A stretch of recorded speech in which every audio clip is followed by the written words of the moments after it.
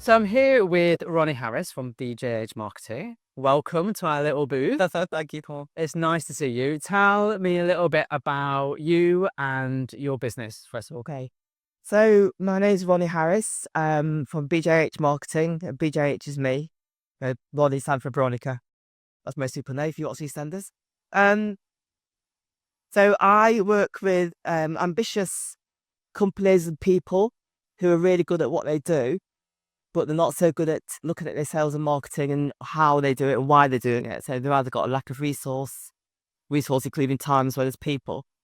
And they just need a bit of support in what they do. That's what I And you give it to them. help them. Yeah. Tell me a little bit about maybe when you're working with clients, what do you see are the biggest challenges that businesses that come to you are facing with it? Okay. People just tend to put marketing into the too hard box, Okay. and it really doesn't need to be in too hard box because even a little step is a step in the right direction. So a little step takes to little step to the next step. So we've got to start somewhere. So for me, it's just take that little too hard box and let's have a look and let's have a tidy. Let's sort it out. So yeah, that tends to be haven't got time. Is time a big factor to people? So how do you break that down then into those little steps? If someone says, I don't know what to do, I just know I need to sell more. What's the first step? It's asking why. Okay. I'm a big Simon Sinek fangirl. So I do that, what is your why thing quite a lot. Because by asking what people's why is, you usually get that energy back as to what they want to be doing. And having that energy and passion back then leads on, because you can't put it back again once it's unleashed. You can't go back. So I just help people get excited about what they do again. And then we can kind of do those quick wins. Because quick wins always makes people smile. Really, it's sounds very cliche, but it's cliche for a reason.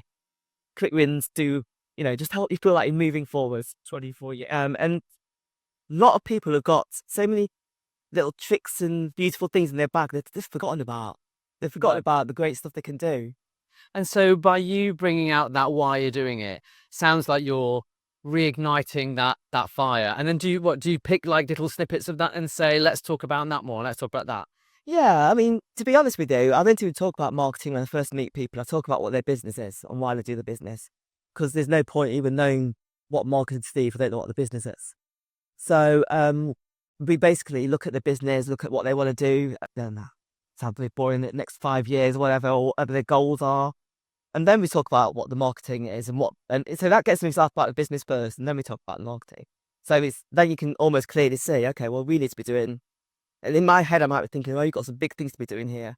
But let's start small. Let's start with something that's a bit easier. And also, it all depends on their. You can sometimes see people haven't got the energy for it. They haven't got the time or the resource for it, and that can be hard. That can be hard. So you just got to help people see and remember why they want to be doing it. In those situations, what is, say, the marketing channel that seems the most accessible to them? So I tend to work with small businesses who probably need to have something relatively cheap and easy. So they haven't got a massive budget. No one's ever got a budget. Even if I've got a budget, I haven't got a budget. Or they don't tell you what the budget is. No, that is always hard, but that's fine. I get that because you kind of got to prove yourself. So people who are small businesses never have a budget. So you've got to sort of think, okay, what can you do? So you tap into the areas they already work in. So if they're part of a sector group, the members of A, B, or C, let's look at what the sector does, and let's approach those because those people know who they are, and let's look into that area. Or if they've got a certain area they want to be working towards, let's look at the sort of. I think he said movers and shakers then. I don't know why I always said movers and shakers. Good. I never say movers and shakers. You do now. I do now. So, but the areas that need to be looking at that. So it's kind of, pick and choose. Sometimes, and I will help people look at their online strategy. Then I've got a team of people who also I work with who do the online strategy.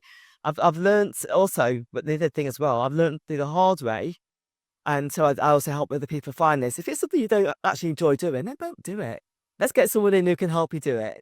So there are areas that I don't enjoy doing in marketing, like I actually don't like doing social media posts. That's okay. That's all right. I do. Me too. I do and I don't. I do. So it depends on what it is. So for instance, I do some music-y thing. That's fun because it's my brand. It's my thing I play with, and it's fun. Yeah. And I love music, and it just like I could get really, really creative. But when you've got a quite a brand to work with, you can't just start throwing in splashes of colour all of a sudden because you want to. You might be able to go anyway. So I don't like doing social media. I really don't like doing social media. I think there is. I'm an older bird. I think there's a little bit too much emphasis in people thinking they need social media but not know one or how to use it best. And it is a place for it, of course there is, but know how to use it. Look, I would be a bit. So my whole career is really based on social media. Well, that's where it started. Yeah, but I would say that it's not necessarily for everybody. Yeah. And if it's not something that you feel particularly enamored with, then the passion for it isn't going to be there, and you're less likely to succeed. And interestingly, we've released a report today on how people buy Okay. based on research. And one of the surprising things that came out of this report was that a lot of people look at the content that businesses put out on social media and think, well, so what? And it's almost like the company is more impressed with their own social media than what their customers are. And so I think there has to be a bit of realism in terms of, well, what is actually working? And if it's not social media for that particular industry, just because it exists doesn't mean that you should. Yeah. Yeah. And it absolutely right. And actually, no, I'll take this bit back. I'm not against social media, but it's using it in the right channels with other channels. Right, it's not on its own. The mix. Yeah. So okay, so it's a campaign. So what's the full campaign? That social media is part of that campaign. What else are we doing? And so make sure it's all joined up and making sure that it's timely. So if I've got a campaign for an event or that sort of thing, it's a timely campaign. So yeah, there is a time for it. Backtracking there. There's a time for it. It is, but that's got to be in it. Yeah, like what proportion of it is. I think the challenge for small businesses is that it feels very accessible. It's easy to do because it exists, but it's not necessarily the right channel for them, depending on what it is that they do, right? Yeah. And if they're going to do it, how are they looking at them the back end of it, if you like, and what reach it's doing, what the good stuff that's happening, the follow up comments, all the things that's actually useful? Are they actually looking at the data? And most people aren't. So it's almost like, well, why are you doing it? If you're not looking at who's reaching and what channels it's reaching. So, and again, I'll probably more look at that end of it, the results of it, and then how we can use that again in our next campaign, right? Rather than just throw things out. Also, spray. Yeah. Okay, fascinating. One final question before I let you go. And you mentioned that you're a fan of Simon Sinek. Yes. I get it. Who else do you really love like that, or that inspires you, that maybe other people should go and look at? So another person I really love is Mary Portas. I absolutely love Mary Portas. I love actually she rebranded herself actually. She wrote a book called Sell Like a Girl Can Get His or Market Like a Girl, copyright now. Mary Portas anyway, but it's just real. I love how she's unapologetically her. I think that's what people need to be, because with especially in this, in our TikTok, Instagram world, we're all looking at other people. We're not looking at ourselves. But we also not see what other people see in ourselves as well. That's another thing I love doing. When I meet somebody and they're kind of dragging themselves down, I'm looking at them, wow, they're amazing at this, and look how much you know, and look at network you've got, and look at what you've been doing, and how many years. But people don't see it in themselves. Whereas Mary Portas, she sees what she does, and she's out there. So I absolutely love her. I think she's great. And yeah, I love how she's rebranded herself, and she's got rid of the red hair, but she still looks great. Fantastic. So look that book up, go and read it. Thank you, Ronnie, for talking to me. I really appreciate it.